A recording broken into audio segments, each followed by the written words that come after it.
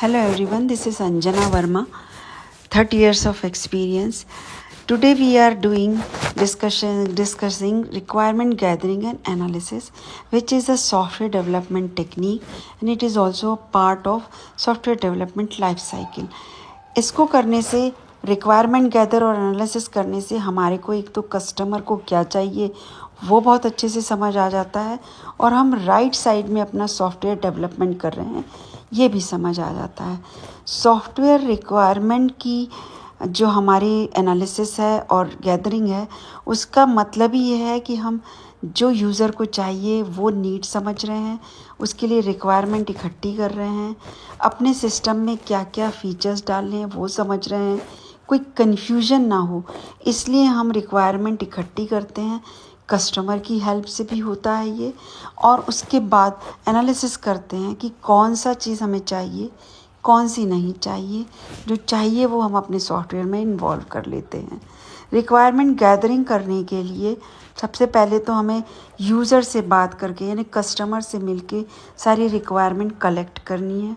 उसके बाद उन लोगों को भी इन्वॉल्व करना है जो इस रिक्वायरमेंट को फुलफ़िल करने में हमारी हेल्प करेंगे। वो कोई पर्सन भी हो सकते हैं, वो कोई ग्रुप भी हो सकता है, वो कोई ऑर्गेनाइजेशन भी होता है जिसका इंटरेस्ट हमारे इस प्रोजेक्ट में शामिल होता है। जब हम रिक्वायरमेंट को गैदर करते हैं तो उसके लिए हमें डेटा के लिए इकट्ठा करने के लिए बहुत सारी टेक्निक्स यूज़ करनी पड़ती हैं। जैसे कि यदि मुझे हॉस्पिटल मैनेजमेंट करना है तो मैं हॉस्पिटल मैनेजमेंट का एक सॉफ्टवेयर बनाना है तो मुझे हॉस्पिटल कहाँ रखना चाहिए उसके लिए मैं क्वेश्चनर बनाऊंगी और लोगों में क्वेश्चनर बांटूंगी। आपको कैसा हॉस्पिटल चाहिए, कैसा मैनेजमेंट चाहिए।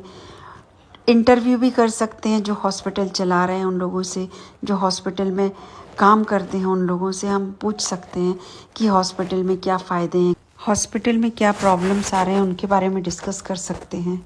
उसके बाद हम वहाँ बैठ के ऑब्ज़र्व भी कर सकते हैं ऑब्जर्वेशन के थ्रू।